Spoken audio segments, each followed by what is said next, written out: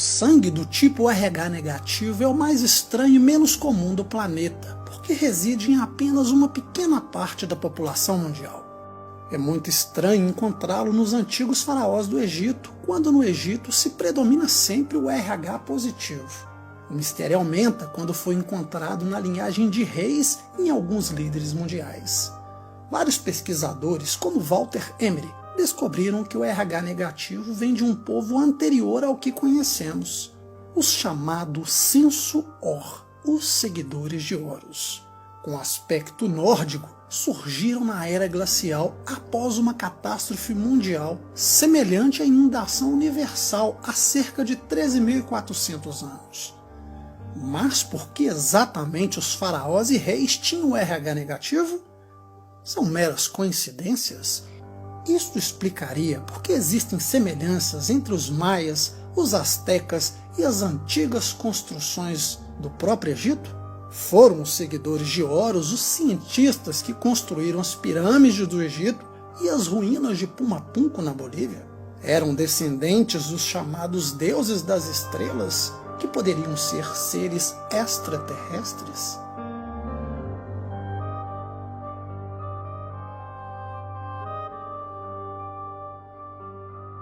Os seres humanos têm 4 tipos de sangue gerais: A, B, AB e O.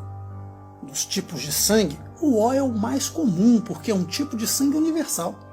No entanto, os tipos de sangue são divididos em 2 grupos, negativo e positivo.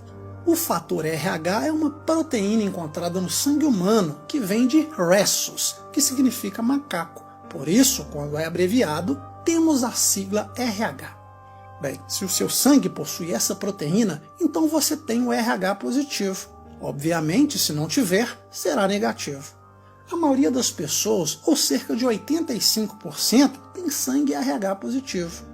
Daí nasce a ideia de que os seres humanos possuem a mesma origem de outros primatas, como os macacos.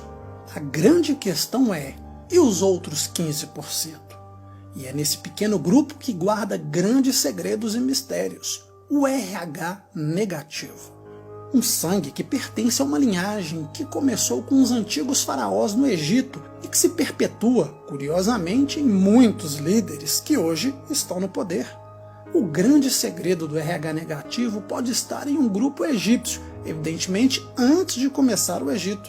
Esse grupo se chamava o Sensu-Or, ou para nós, os seguidores de Horus. O pesquisador Murray, autor do livro Segredo da Síria, apontou semelhança entre os povos da América e do Egito. Enquanto estudava semelhança nas edificações e nas construções impossíveis da antiguidade, encontrou algo que definitivamente não esperava. Descobriu que os faraós do Egito e os líderes da cultura inca tinham o mesmo tipo de sangue. Daí ficou mais surpreso, porque o sangue era o RH negativo. O mais curioso é que apenas uma pequena parte da população mundial tem esse tipo de sangue.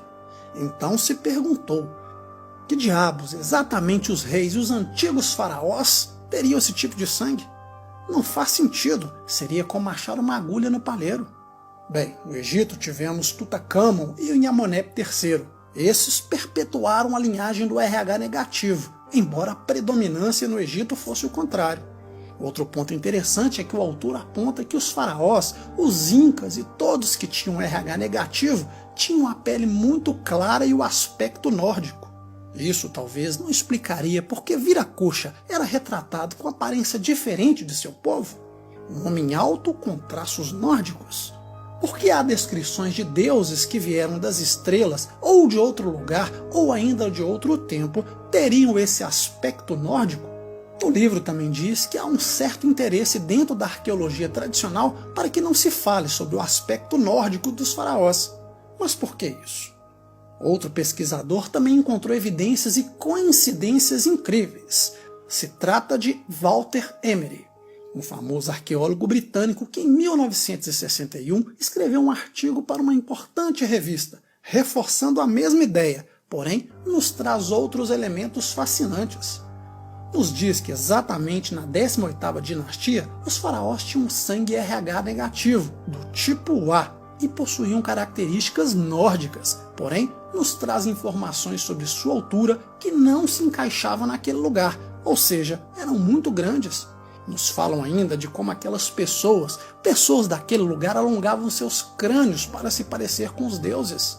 De acordo com Walter Emery, esses faraós vieram de outros lugares, por isso tinham conhecimento avançado para criar as pirâmides, as ruínas de Pumapunku e conseguiram realizar um alinhamento com as estrelas dessas construções.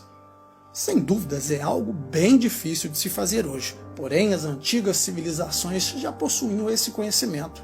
Tudo é muito interessante, são muitas coincidências. Mas tem mais. Nos fala que o RH negativo se perpetuou graças à linhagem entre as famílias que praticavam o incesto. Irmãos e irmãs, por exemplo, para manter o sangue nobre, podemos entender assim, procriavam. Imagine você ter um filho com sua irmã ou irmão. Bizarro, não? Bem, mas tem algo mais interessante. O arqueólogo aponta que essa linhagem de faraós do Egito eram descendentes de um povo mais antigo, os chamados Sensu-Or, os seguidores de Horus. Os seguidores de Horus vêm de um período de tempo antes do próprio Egito, há cerca de 13.400 anos, ou seja, bem antes que os próprios sumérios. Vejam bem, isso não é uma invenção porque está registrado no cânon do Museu de Turim.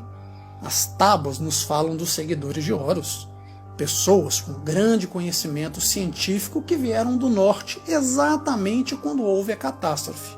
A mesma inundação universal que aparece em mais de 230 histórias de culturas totalmente diferentes, mas que não veremos em Micilonta e Gêmeas da Lacração.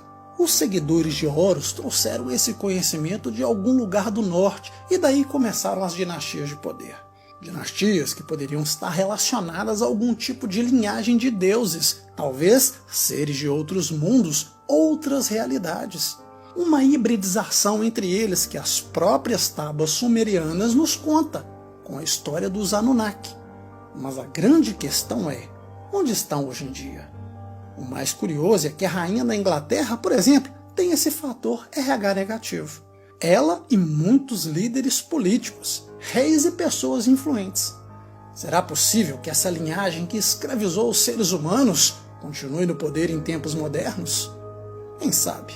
Este tema é bem vasto, mas espero que você tenha achado interessante, porque pode ser aquela peça-chave que faltava para muitas explicações. Ou não, talvez possa ter lhe deixado mais perguntas que respostas, e se assim aconteceu, já fico feliz por lhe fazer pensar, porque embora não exista almoço grátis, pensar é de graça. Então devemos conjecturar, filosofar e pensar, porque conhecimento é a única coisa que ninguém consegue lhe tirar.